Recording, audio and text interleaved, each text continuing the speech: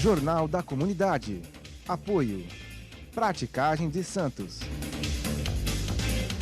Ser professora é acreditar no futuro.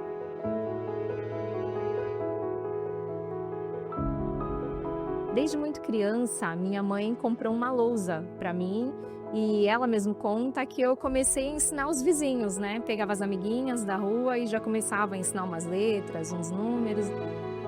Entrar na rede pública de Santos era um sonho e muita alegria de ter conseguido, né, chegar até aqui hoje. São muitos professores que fazem parte da vida de um aluno, né? E a gente é só uma pecinha ali desse quebra-cabeça enorme que é a vida dele, a caminhada, né, é institucional, mas é uma alegria muito grande. Rosa é uma das professoras da rede pública de Santos que todos os dias transformam a vida de milhares de alunos. São pessoas como ela que fazem Santos seguir em frente. A educação não muda o mundo, né? A educação muda pessoas e pessoas mudam o mundo. Prefeitura de Santos.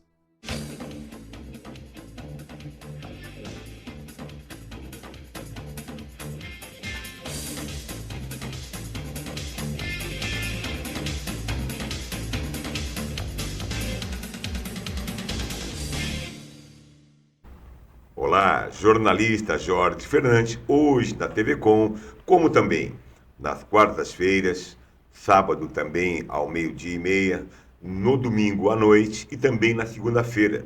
Uma vasta programação para que você não perca um momento da nossa programação que fala sobre você, que é a pessoa mais importante para nós. Inclusive também, o nosso telefone vai aparecer na tela. Se você quiser vir aqui, sentar, conversar comigo, venha. É um prazer ter você contando a tua história para nós, os teus momentos. Quero lembrar que agora, essa semana, já tivemos aí aberta a temporada de cruzeiros. Olha, hein? Começou cedo esse ano. Se você já pode se preparar, se vai conhecer as embarcações, se vai só na ponta da praia para ver as embarcações passarem ali no canal. Tudo isso é turismo. Santos é maravilhoso. Santos é uma cidade que atrai as pessoas e nós temos a oportunidade de viver nessa cidade com 480 anos. Muito obrigado. Inclusive também a própria zeladoria da cidade já fala por si só. Santos é uma cidade que atrai muitas pessoas que vêm para essa cidade para passear, para curtir, para trabalhar também. Rogério Santos está fazendo um trabalho de excelência e essa é a nossa opinião. Como você pode ver, o broche do Santos, eu estou colocando de cabeça para baixo. Mais uma vez volto a falar, já falei e volto a falar novamente. Estou triste, magoado com esse time, que mais uma vez poderá cair para a segunda divisão. Lamentável, lamentável, mas é a pura realidade. Algo tem que ser feito, sob pena de ter jovens chorando, ter pessoas tristes. As pessoas não sabem a importância do Santos Futebol Clube para essas pessoas. E vai levando de qualquer jeito. Ganha do Corinthians, perde para o Vitória. E assim vai. Ganha um, perde um. Ganha um, perde a um. E vai acabar caindo. Não vai cair. Vamos pensar que não vai cair. Hoje eu estou feliz. Porque falar de cultura, falar de educação é tudo aquilo que eu mais gosto na minha vida. Por quê? Através da educação, da transformação, como essa professora falou, que fez magistério e hoje está na rede pública de ensino da cidade de Santos, é um orgulho muito grande. Alguém vai ter a vida transformada. É o caso do nosso escritor João Gomes, que retorna à programação para falar sobre a sua obra, para falar sobre o seu momento maior. Mas quem é João Gomes? Qual sua história de vida? Novamente, é um prazer imenso te receber aqui. Prazer é meu. João Gomes Ribeiro, neto, é um engenheiro civil que trabalha desde os 16 anos. E no livro eu vou contar a parte da minha vida, na minha trajetória, né, profissional. E eu estou à disposição de vocês para as perguntas que vocês quiserem fazer. E fico muito, mais uma vez, satisfeito de estar aqui com vocês. Mas só uma questão interessante para me sintonizar, João. Você trabalhou na Companhia Dock do Estado de São Paulo quanto tempo? Então, na área portuária, contando hidrovias e portos, eu trabalhei 35 anos. Perfeito. Aqui no Porto de Santos eu trabalhei 13 anos. 13 anos. Mas sempre em contato com o Porto de Santos, né? Porque quando extinguiram a Portobras, a Codesp pegou a capitania hereditária das hidrovias Paraguai, Paraná e Açu, a do Sul. Então nós já temos uma convivência aí desde 1990 com a Portobras, com a Codesp, né? Nós somos Codesp desde 1990, então bastante tempo, né? Mas aqui sediado em Santos, eu fiquei 13 anos colaborando aqui com os diretores aqui. É importante que eu digo isso, que eu fiz essa pergunta a você, João Gomes Ribeiro, pelo seguinte fato, Neto. Por que eu digo isso? Porque você viveu isso, tanto é que tem uma obra nesse sentido.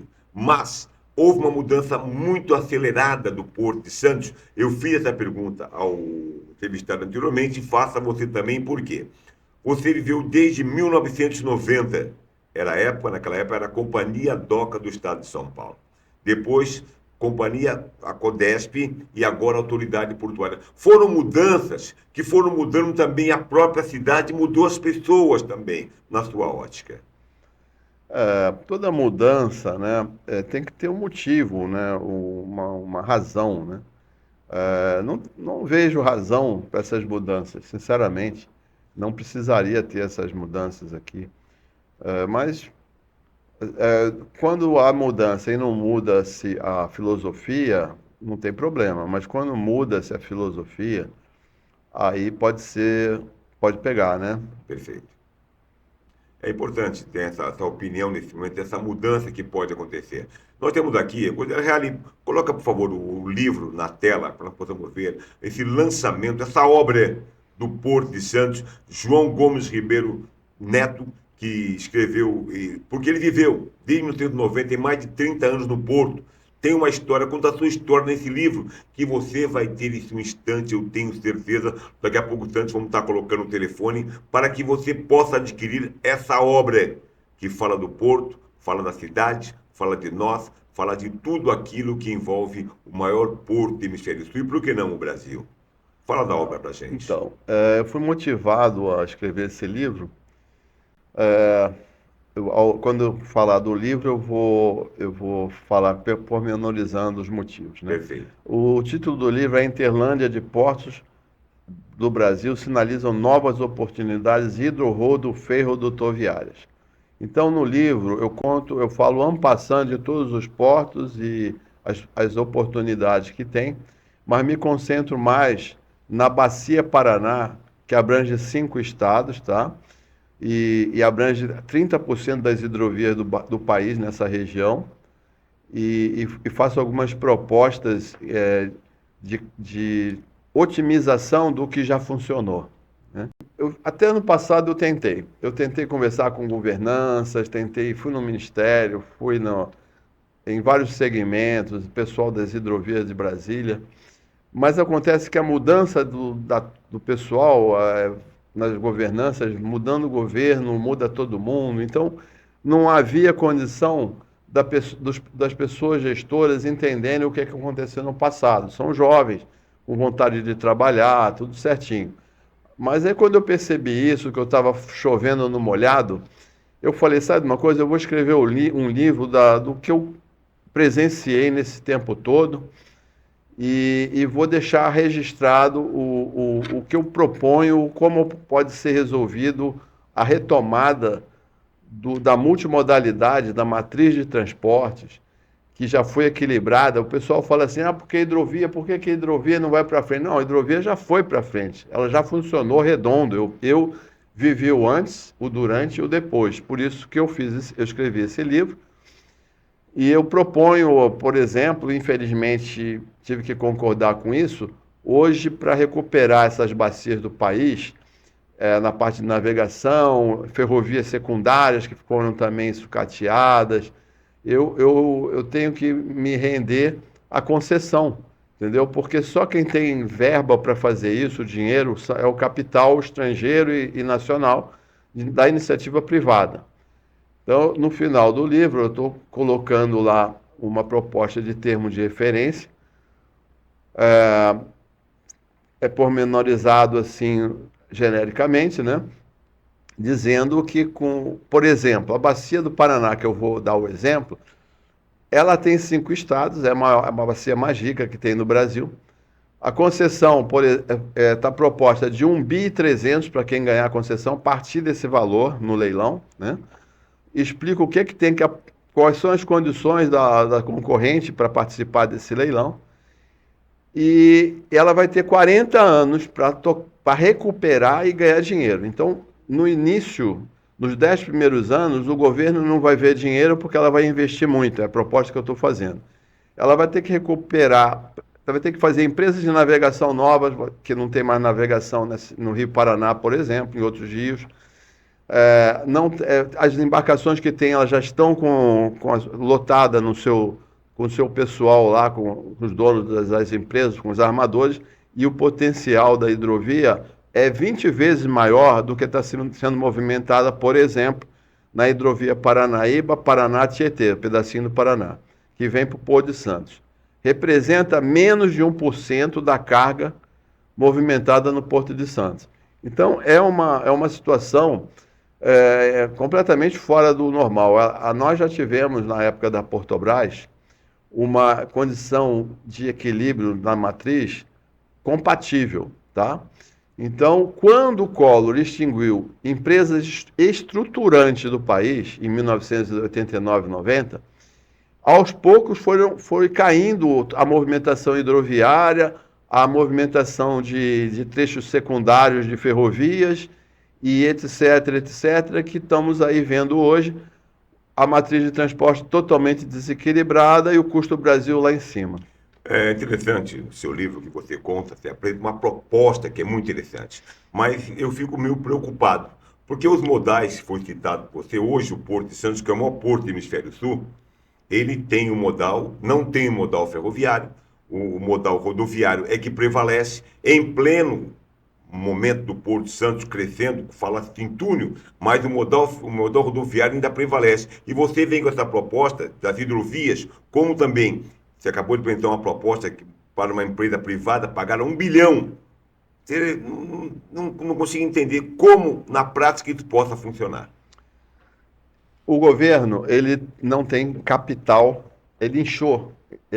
Nós éramos uma estrutura de um organograma que era um bonequinho. Hoje nós temos um Frankenstein. Perfeito. Então, éramos 12 ministérios, né? Quando tudo estava funcionando redondo e tudo estava crescendo em bloco, né? Eu assisti tudo isso, participei, fui chefe dos postos de hidrovia anos e anos. E quando aconteceu essa extinção, foi assim, uma coisa absurda, que nós ficamos assim, sem saber, perdemos o chão. Então, ficamos à deriva, vamos dizer assim. E quando o Collor foi cassado, infelizmente a política sempre está aparecendo nas coisas. É verdade. Quando o Collor foi cassado e o Itamar Franco assumiu, ele percebeu que a Portobras não eram 5 mil empregados em Brasília, como o Collor achava. Eram 5 mil empregados distribuídos pelo Brasil inteiro. Nós tocávamos portos hidroviários, dragagens, tudo, nós tínhamos as dragas, então a gente não precisava de ninguém para licitar uma dragagem, blá. Então a coisa era muito ágil, né? E ele terminou com um negócio que estava funcionando, entendeu? Tinha o GEIPOT, que era um órgão pensador, isso eu explico no livro. Nós tínhamos a Sunamã. Então, se vocês lerem o livro, vocês vão ver que eu sugiro até olhar no Google o que o Sunamã fazia, o que o GEIPOT fazia.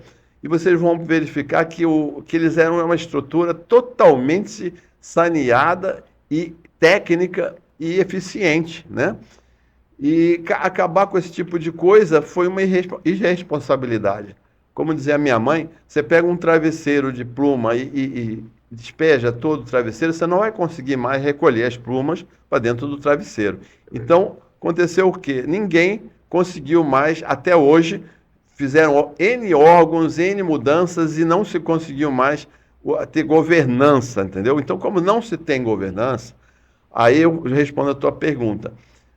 A iniciativa privada com grupos fortes, eles vão ficar fazendo toda a recuperação durante os primeiros anos de tudo que foi destruído nesses 30 anos de extinção, e depois vão ganhar dinheiro.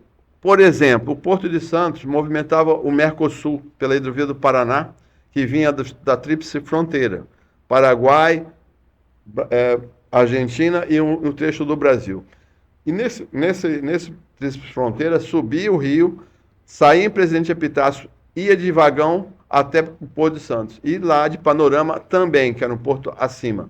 Panorama Bitola larga e Presidente Epitácio Bitola estreita. O que o porto tinha? Movimentava essa carga. De repente acabou essa carga. Então, dá para recuperar essa carga? Dá, mas só que tem que recuperar os portos que foram sucateados. Perfeito. E tem uma historinha aí que, se me permite, que é importante dizer.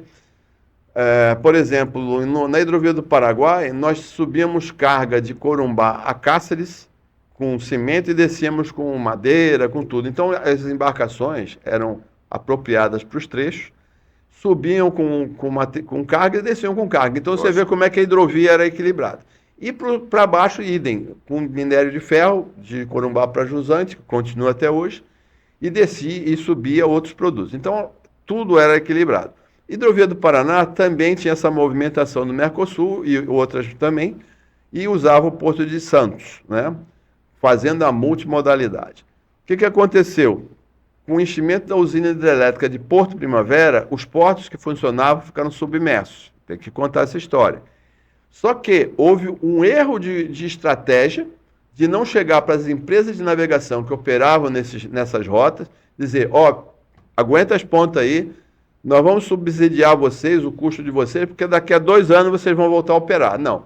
Deixaram as empresas quebrarem, outros desmontaram as embarcações e levaram para outras hidrovias, entendeu? Então, e na hidrovia do Paraguai, é importante falar também, houve uma ordem de cima para baixo que os portos de carga geral, que eu era chefe, tinham que modificar para granel, porque estava naquela fase da soja, do grão e tal. Tá. Então, as embarcações idem. Logicamente, isso daí não foi legal, porque nós já tínhamos uma rota séria e funcionando há anos e anos com carga geral. Aí começam os erros, aí vem vindo.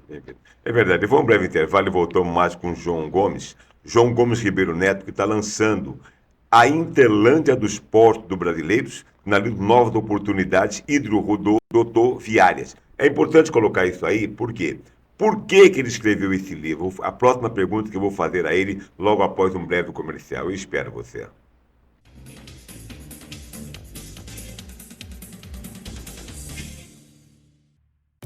A sua saúde e dos seus familiares é o bem mais precioso que existe. Para mantê-la, você precisa de um bom plano de saúde. Com uma rede credenciada em toda a Baixada Santista, com médicos qualificados e atendimento humanizado, e uma ampla rede própria com uma excelente retaguarda hospitalar. Além de uma farmácia com descontos e preços imbatíveis, e o Santa Saúde Odonto para cuidar da sua saúde bucal. Conheça o Plano Santa Saúde, sempre perto, cuidando de você. Quando a gente encontra algum ex-aluno na rua e a gente mal lembra, né, da fisionomia deles, porque há tantos anos, e eles vêm falar com a gente e percebe que está num caminho legal, que procurou uma profissão, que foi para um caminho bom, isso daí não tem palavras, né? Na hora do vestibular foi que eu decidi fazer educação física e aí não parei mais. A satisfação muito grande e responsabilidade, né? Se tivesse que definir com uma palavra, é responsabilidade, porque a gente trabalha com vidas e com formações. Decidi ficar só na Prefeitura de Santos. Aqui tinha uma certa organização que privilegiava a gente. Depois veio o plano de carreira. Sérgio é um dos professores da Rede Pública de Santos que todos os dias transforma a vida de milhares de alunos. São pessoas como ele que fazem Santos seguir em frente. A gente tem que olhar para a criança, olhar para o próximo, para quem a gente está ensinando e ver se a gente queria aquilo para a gente, para a nossa família e tentar dar o melhor. Prefeitura de Santos.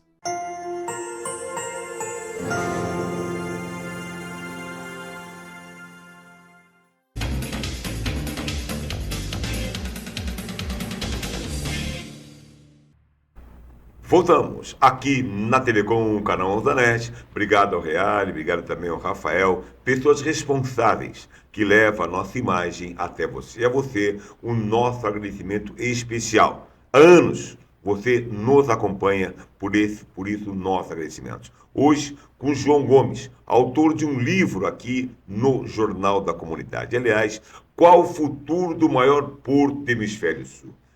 Conhecimento ele tem. E eu lhe faço a pergunta. Qual o futuro do Porto de Santos? O Porto de Santos tem uma limitação do canal de calado, né? E ele já teve no passado, quando era um rio, 8 metros de profundidade, depois virou canal. Quando se fala canal, você pode ter um canal até de 30 metros, porque é só você estruturar as margens e aí as fundações vão mais para baixo, reforço e tal. A preocupação que eu vejo é o seguinte: o Porto de Santos ele tem que trabalhar como um condomínio em termos dos arrendatários. Os arrendatários eles têm que começar a prestar atenção no futuro deles. Eles investiram milhões de reais, bilhões, somando todos. Então, não vejo eles se pronunciarem quanto às novas obras que vão ser feitas, né? Tem um problema da dragagem de manutenção do porto, que é recorrente. Tem os rios que contribuem com sedimentos para o canal principal. Não vejo estudo de contenção desses sedimentos lá na saída, na foz desses rios, com barragem de fundo, travessa de fundo, como fazemos no DNOS há 40 anos atrás, é uma engenharia antiga.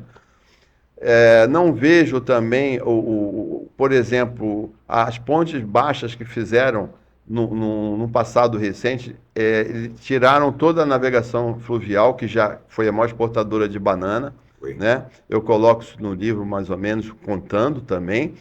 E obras futuras não podem ser limitantes. Por exemplo, todo mundo fala, não, porque o canal não pode ser dragado a mais de 17 metros, 18 metros, porque não comporta. Quem que disse isso? A engenharia? Foi feito um estudo, entendeu? O melhor lugar para travessia é aquele ou não é? O 21 metros de crista do túnel é uma medida coerente.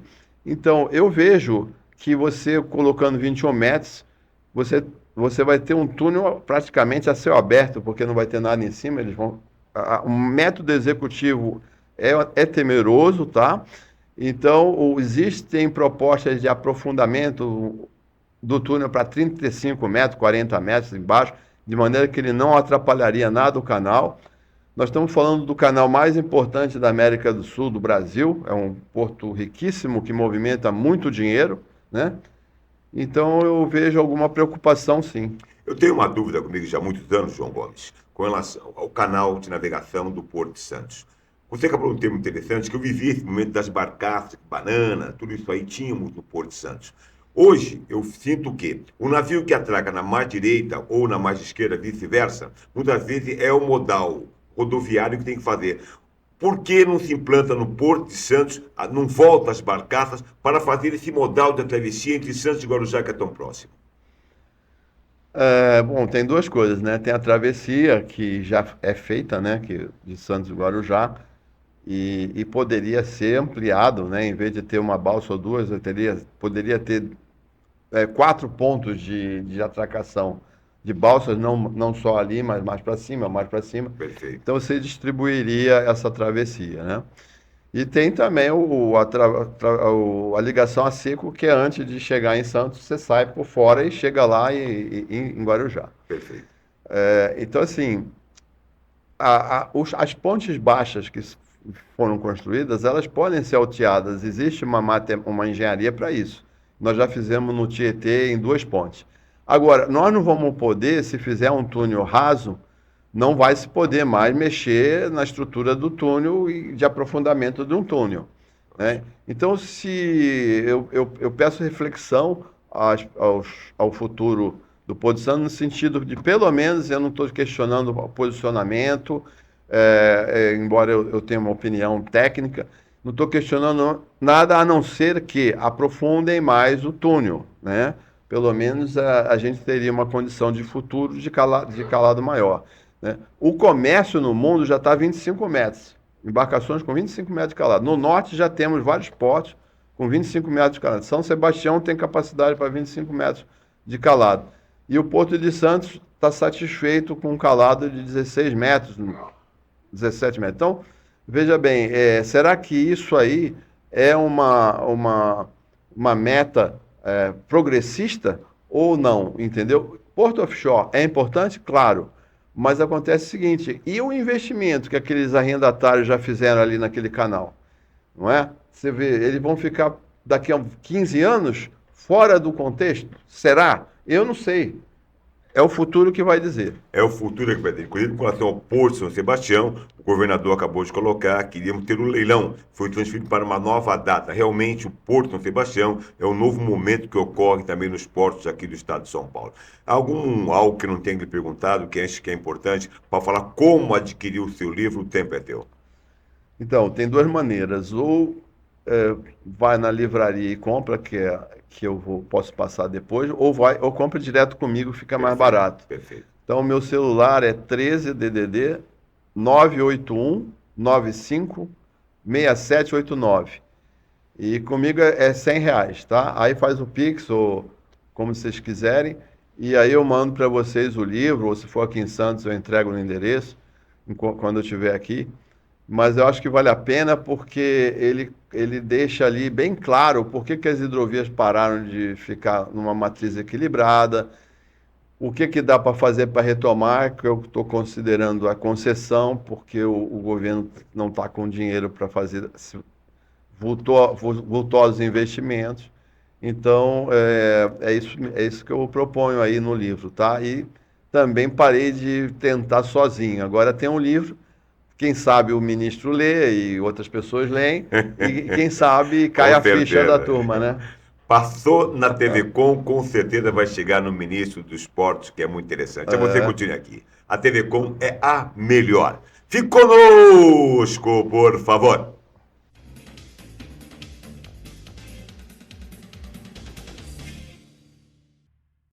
A sua saúde e dos seus familiares.